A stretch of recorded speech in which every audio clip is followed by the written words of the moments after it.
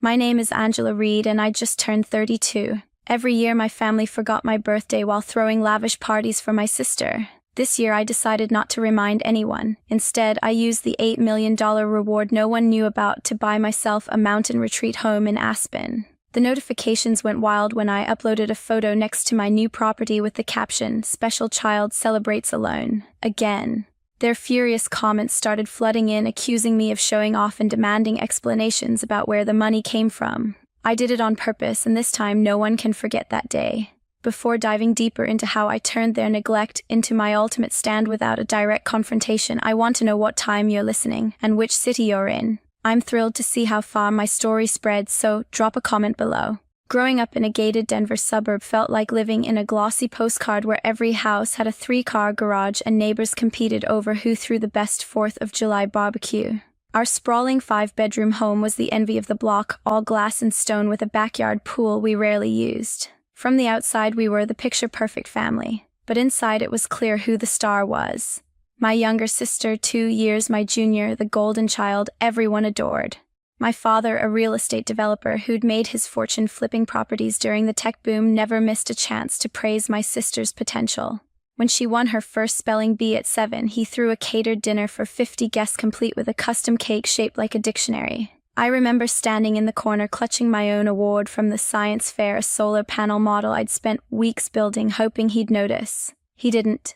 He just ruffled my hair and said, "Keep it up, kid," before turning back to the guests fawning over my sister. My mother, a former event planner who traded her career for charity boards, was even worse. She turned our living room into a shrine for my sister's achievements, shelves lined with her trophies, framed photos from dance recitals, even a newspaper clipping from when she won a local art contest. My straight A report cards and math Olympiad medals, they were stuffed in a kitchen drawer found years later when I was looking for spare batteries. The pattern started early. On my 11th birthday, I woke up expecting pancakes or at least a card. Instead, I found my parents packing suitcases for my sister's regional dance competition. They were so focused on her costume fittings that the day passed without a single mention of me turning 11. At dinner, my mother glanced at the calendar, gasped, and said, "Oh, honey, your birthday slipped our minds. We've been swamped with the competition prep." My father promised a belated celebration, but it never happened. They were too busy posting photos of my sister's silver medal online. It wasn't just that one year. My 15th birthday was overshadowed by a weekend trip to tour a prestigious art academy for my sister. My parents decided I'd stay with my grandmother because, as my mother put it, this is a big opportunity for her future. I spent the day eating oatmeal cookies and watching old sitcoms while my social media feed filled with their proud posts about the academy visit. My 18th birthday collided with my sister's high school valedictorian speech. They threw her a backyard gala with string lights and a live quartet. I got a text from my mother the next day. "So sorry, sweetie, yesterday was a whirlwind." My best friend since kindergarten was the only one who noticed the pattern. She'd been at our house enough to see how my parents lit up for my sister's every move while I faded into the background. During sleepovers, she'd whisper, "It's not fair, Angela. You're just as amazing." Her words were a lifeline, but they couldn't erase the sting of being invisible in my own home. Family gatherings made it worse. Aunts, uncles, and cousins would swarm my sister asking about her latest art project or college applications. I'd sit at the far end of the table, picking at my food, answering the occasional question about school with a forced smile. Once at a Thanksgiving dinner, an uncle asked about my robotics club win. Before I could answer, my mother steered the conversation back to my sister's upcoming gallery showcase. The room toasted her potential while I stared at my plate. By the time I was 16, the contrast was undeniable. I started keeping a notebook, jotting down every forgotten birthday, every overlooked achievement. It wasn't about self-pity, it was about proof.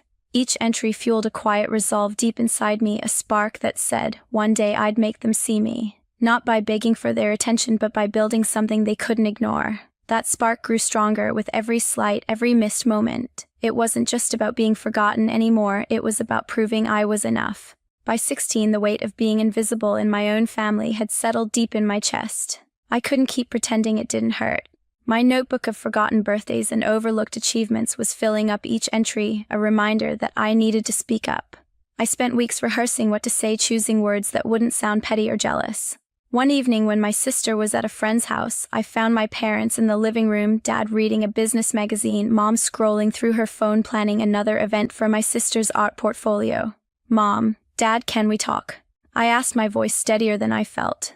Mom glanced up briefly, nodding, while Dad lowered his magazine with a sigh, already looking impatient. I took a deep breath and started. I feel like you treat me and my sister differently, like my accomplishments don't matter as much. You forget my birthdays, my awards, but everything she does gets a spotlight. My hands shook, but I kept going. It's been years, and it hurts. Mom set her phone down, her expression more annoyed than concerned. Angela, that's not true. We're proud of both our daughters, but your sister's at a critical stage. Her art could open doors to top schools. Dad chimed in, his tone dismissive. You're too sensitive. She's just more outgoing, so her achievements are more visible. You keep things to yourself. How are we supposed to celebrate what we don't see? I pushed back, my voice cracking. I've told you about my robotics wins, my straight A's. You don't even show up to my events, but you'll fly across the state for her exhibitions. Mom sighed like I was exhausting her. Sweetie, we're busy people. Your time will come. You're still young. Dad nodded, already flipping his magazine open again. Let's not make a big deal out of this. We love you both the same. The conversation ended there with empty promises that nothing changed. If anything, pointing out the unfairness made them more defensive, like I was accusing them of being bad parents. My notebook entries grew longer, detailing every slight, every missed moment. It wasn't just about keeping score, it was about holding on to my truth when they wouldn't see it. I knew then I had to get out. College was my ticket. I applied to the University of Colorado in Boulder, drawn to its engineering program and the distance from Denver just far enough to breathe, but not so far they'd accuse me of running away. When acceptance letters came, I shared the news at dinner. Mom smiled absently, saying, "That's nice, Angela," before turning to discuss my sister's upcoming gallery show. Dad didn't even look up from his steak. That night, I added another entry to my notebook: accepted to Boulder. They didn't care. Moving to Boulder at 18 felt like shedding a heavy coat. I threw myself into my computer science classes, spending late nights in the lab coding projects that made me feel alive. My professors noticed my drive, and one even recommended me for a competitive internship in my sophomore year. I called home to share the news, hoping maybe this time they'd be proud. Dad answered, sounding distracted. An internship. That's great, kid, but did you hear your sister got into that art program in New York? It's a big deal. I swallowed the lump in my throat and hung up. Birthdays in college were no better. My 19th came and went with a single text from Mom sent 2 days late. Sorry, honey, meant to call for your birthday. Been busy helping your sister settle in. My 20th coincided with my sister's first solo art exhibition. They flew to New York for it, posting glowing updates online while I celebrated alone with a cupcake from the campus cafeteria. Patricia, my best friend from back home, was the only one who remembered calling to sing an off-key happy birthday that made me laugh and cry at once. By my junior year, I landed a part-time job at a small tech startup in Boulder, writing code for a machine learning app. The work was grueling, but it gave me purpose. I stopped calling home as often, tired of the same dismissive responses. When I did, the conversations always circled back to my sister, her latest art award, her gallery connections, her bright future. My achievements, like winning a coding hackathon or earning a scholarship, barely registered. Dad once said, tech's a solid field, but it's not like art. Your sister's building a legacy. Patricia became my anchor. We'd video chat late at night, her voice steady as she listened to my frustrations. They're blind, Angela, she'd say. You're killing it, and they don't deserve to know how amazing you are. Her words kept me going, but the hurt didn't fade. I kept adding to my notebook, documenting every ignored milestone, every casual slight. It was my way of holding on to my worth when my family wouldn't see it. By the time I graduated with honors at 22, I'd stopped expecting anything from them. I didn't invite them to my ceremony, knowing they'd probably be busy with my sister's latest showcase anyway. Instead, I moved to Salt Lake City for a full-time role at a growing tech firm, diving into a world where my skills were valued. My first big project, a data analytics tool, earned me praise from my team lead, but I didn't tell my parents. Why bother when they'd just compare it to my sister's next big thing? The distance helped, but the pattern continued. My 23rd birthday passed with a belated group text from Mom: "Happy birthday, Angela. Sorry, we were at your sister's gallery opening yesterday." Each forgotten day added fuel to a plan forming in my mind, not just to succeed, but to make them see what they'd ignored. I wasn't begging for their attention anymore. I was building something bigger, something undeniable, and I'd do it on my own terms. After graduating, I poured everything into my career in Salt Lake City. The tech firm I joined was fast-paced, working on cutting-edge AI tools for healthcare. I started as a junior developer, debugging code and learning from senior engineers. My first year, I stayed late most nights teaching myself advanced machine learning techniques while my peers headed to happy hours. It wasn't about outshining anyone, it was about proving to myself I could be more than the overlooked daughter. By 2020, at 27, I'd earned a reputation for solving problems others couldn't. My team lead put me on a project to develop an AI diagnostic tool for hospitals. I spent months refining algorithms, testing datasets, and presenting updates to skeptical clients. When the tool launched, successfully increasing hospital efficiency by 20%, my name started circulating in the office. My colleague Tiffany, a sharp-witted data scientist who'd become a close ally, pulled me aside after a meeting. "You're killing it, Angela. Why don't you brag about this stuff?" I shrugged, thinking of my family's dismissive reactions. "Not everyone cares," I said. She raised an eyebrow but didn't push. That project caught the eye of Andrew Hayes, the company's CTO and a tech veteran known for spotting talent. He called me into his office one afternoon, his walls lined with patents and industry awards. "Angela, your work on the diagnostic tool was exceptional," he said, leaning back in his chair. "You've got a knack for seeing what others miss. Don't let anyone make you think otherwise." His words hit hard, not just praise, but a reminder to value myself. He became my mentor, pushing me to take on bigger challenges and live for my own goals, not anyone else's approval. Over the next 2 years, I climbed the ranks, leading a small team on a new AI startup project within the company. We built a platform that predicted patient outcomes using real-time data, a game changer for emergency rooms. I worked weekends, skipped vacations, and rewrote code until it was perfect. Tiffany was my sounding board, always ready to brainstorm solutions or call out my perfectionism with a laugh. "You're building an empire, Angela," she'd say over coffee. "Own it." Her confidence in me felt like a shield against the doubts my family had planted. In 2023, a major healthcare conglomerate approached us to buy the startup. I led the negotiations, presenting our platform's impact to their board. When they offered a $100 million deal, I knew my share would be life-changing. After taxes and team splits, my bonus came to $8 million, more money than I'd ever imagined. I sat in my apartment staring at the contract, heart racing. My first instinct was to call my parents to finally hear them say they were proud. But then I remembered Dad's voice from years ago. "Tech's fine, but your sister's art is a legacy." I set the phone down. I didn't tell my family about the deal. Not Mom, not Dad, not my sister.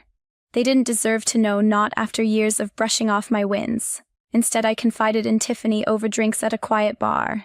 $8 million, she whispered, eyes wide. "Angela, this is your moment. What's the plan?" I leaned back, a smile creeping in. "Something big. Something they can't ignore." She grinned, sensing my resolve. "Let's make it epic. How about a social media flex post, something that screams, 'You've made it,' without saying a word to them?" We spent weeks brainstorming. Tiffany suggested buying a property, a statement of success that would hit home. I'd always dreamed of a mountain retreat, a place to escape and feel free. She pulled up listings for Aspen, showing me sprawling estates with views of snow-capped peaks. "Imagine posting a photo in front of your own mansion," she said. "Caption it something bold, like you're throwing their favoritism back in their faces." I loved the idea. Not just a house, but a way to show I didn't need their validation. Andrew weighed in during one of our mentorship meetings. "You've built this success on your own terms," he said. "Whatever you do next, make it for you, not to prove anything to anyone else." His advice stuck, but I couldn't shake the urge to make my family see what they'd missed. Tiffany and I refined the plan. I'd buy a property, wait for my next birthday, the day they'd inevitably forget, and post a photo that would spark a reaction. No direct confrontation, just a move so bold they'd have to face their neglect. By early 2024, I was ready. I contacted a real estate agent in Aspen and narrowed down a list of properties. One stood out, a modern 6-bedroom estate with floor-to-ceiling windows and a private trail to the mountains. It was listed at $7.5 million, within my budget after the bonus. I kept it secret, even from Patricia, wanting to surprise her later with the full story. Every step, reviewing contracts, meeting lenders, felt like claiming a piece of my worth. My notebook, now a thick record of years of being sidelined, sat on my desk as a reminder of why I was doing this. The closer my 32nd birthday got, the clearer my plan became. I wouldn't remind my family, wouldn't drop hints. I'd let them forget, just like always. Then I'd post the photo, a single image of me in front of my new Aspen home, caption to cut deep. Tiffany helped craft it, special child celebrates alone. Again. It was sharp, deliberate, a mirror to their favoritism.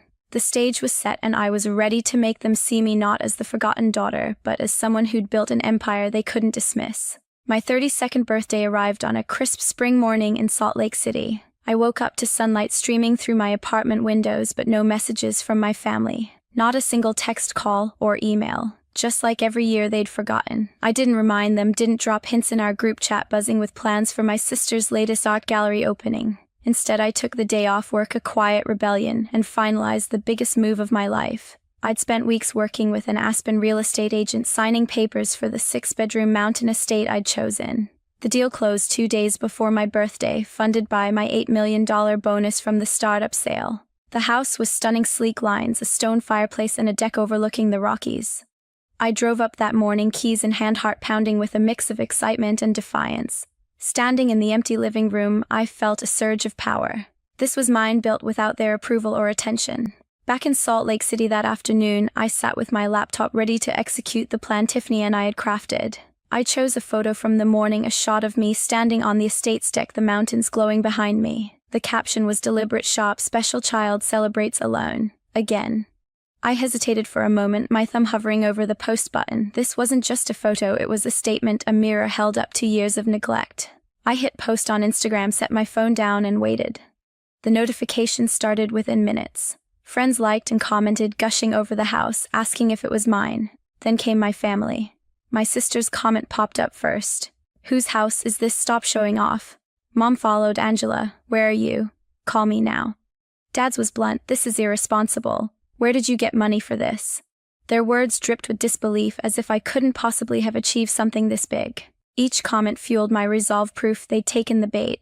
Patricia, my best friend, was ready. She'd agreed to back me up online, a witness to my stand. She liked my post and commented, "Looks like Angela's thriving, happy birthday, queen." Her words sparked more reactions, friends piling on with birthday wishes, drowning out my family's outrage. My sister posted again, more heated, "You're making a scene on purpose. This isn't about your birthday." I didn't respond. Let them stew, I thought. By evening, my phone lit up with missed calls, 3 from Mom, 2 from Dad, even 1 from my sister. I ignored them all, savoring the silence. Mom sent a text, "Angela, we need to talk. This house thing is out of hand. Dinner tomorrow at our place, 7 sharp. No excuses." I stared at the message, a grim smile forming. They thought they could summon me, demand answers, like I was still the invisible daughter. Not this time. I met Tiffany at a coffee shop the next morning to prepare. She scrolled through the comments, laughing at my family's panic. "They're freaking out because you didn't ask their permission," she said, sipping her latte. "This is perfect. You've got them rattled." I nodded, flipping through my notebook, now a thick record of every forgotten birthday, every slight. "I'm ready," I told her. "Tomorrow I'm laying it all out. No holding back." Tiffany raised her cup in a mock toast. To teaching them a lesson they won't forget. I spent the rest of the day planning my words, rehearsing how I'd confront them. My notebook was my evidence, pages filled with dates and details, birthdays, ignored achievements, dismissed years of being sidelined. I wasn't going to beg for their attention anymore. This dinner would be my stage, not theirs. I thought back to Andrew's advice, live for yourself, but this wasn't just about me anymore. It was about showing them what they'd lost by choosing my sister over me. The closer the dinner got, the calmer I felt. I wasn't nervous, not like when I was 16, pleading for them to see me. This time, I had proof of my worth, the house, the bonus, the life I'd built. My family's furious comments showed they couldn't ignore me now. They'd walked right into the trap I'd set, exposing their neglect for the world to see. Tomorrow I'd face them head-on, armed with years of truth and a resolve they couldn't break. The dinner was set for 7 at my parents' Denver home, a place I hadn't visited in months. I pulled into the driveway behind my sister's sleek convertible, my stomach tight but my resolve steady. I rang the doorbell instead of using my key, a small act to remind myself I wasn't just their daughter anymore. Mom opened the door, her face a forced smile. "Angela, good you're here. Come in." The air inside was heavy, the dining room table set with her best china, like this was a formal event and not a reckoning. Dad stood by the bar cart pouring a drink, his jaw tight. My sister sat scrolling her phone, barely glancing up. The tension was palpable, but no one spoke until we sat down with plates of roasted chicken and asparagus. Dad broke the silence, his voice clipped. So Angela cared to explain that Instagram post. Whose house is that, and where did you get the money? I sipped my water, meeting his eyes. It's mine. I bought it with my own money, 7.5 million, paid with a bonus from work. My sister's fork hit her plate. 7.5 million. That's ridiculous. You're just flaunting to make us look bad. Mom's eyes widened, her voice sharp. Angela, that's a huge decision. Why didn't you tell us?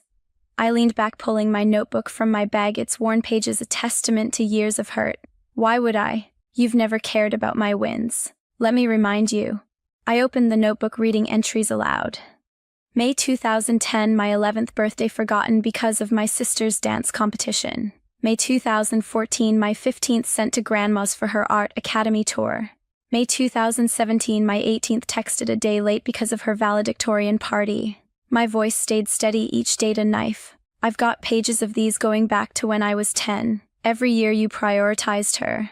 My awards, my internships, my graduation, none of it mattered. Dad's face reddened. That's unfair. We've supported both our daughters. You're blowing this out of proportion. Mom jumped in, her tone defensive. Your sister's career is at a critical point. Art is competitive, and we had to focus on her opportunities. My sister shifted, finally speaking. Angela, I didn't know it was that bad. But you never said anything. And this house stunt. It's like you're trying to embarrass us. I laughed, sharp and bitter. Embarrass you? I posted one photo of my own home, bought with my own money, and you're the ones who lost it online. That's not my fault, it's yours for never seeing me. I flipped to a recent page. Last year, my 23rd birthday, belated text because of her gallery opening. You didn't even call, but her art show got a catered gala with 100 guests. Tell me, when was the last time you celebrated me? Mom's eyes filled with tears, but her words were weak. We didn't mean to make you feel less important. We thought you were fine on your own. Dad cut in, his lawyer voice firm. Buying a mansion without telling us is reckless. You should have consulted us. I shook my head. Consult you so you could tell me it's not as important as her next exhibit. I'm done waiting for you to care. My sister tried again, softer. I'm sorry, Angela. I didn't realize how much we hurt you. Can we fix this? For a moment, I saw guilt in her eyes, but it wasn't enough. You knew, I said. You saw the parties, the attention, and you took it. I've spent years hoping you'd notice me. I'm not hoping anymore. I closed my notebook, standing. I'm done with this family. You don't get to claim my success now that it's too big to ignore. Dad stood too, his voice rising. You're being dramatic. We've done everything for our kids. I didn't flinch. You did everything for her. I did this for myself. I grabbed my coat, walking to the door. Mom called after me, her voice breaking. Angela, please, we can do better. I turned, my words final. You had 32 years. I'm not giving you 33. Driving away, I felt lighter than I ever had. I blocked their numbers that night, every text and call cut off. Back in Salt Lake City, I focused on my new life. Patricia came to visit the Aspen house, bringing wine and a housewarming gift, a set of candles that filled the living room with a warm glow. Tiffany joined us for a weekend, toasting to my freedom on the deck under a starry sky. They were my chosen family, the ones who saw me when my blood family didn't. I started hosting friends at the estate, turning it into a sanctuary of laughter and connection.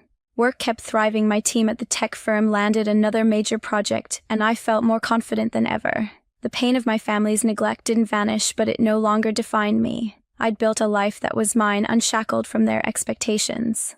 Looking back, I learned that your worth isn't tied to anyone's approval, not even your family's. I used to think if I just tried harder, they'd see me, but waiting for that only kept me small.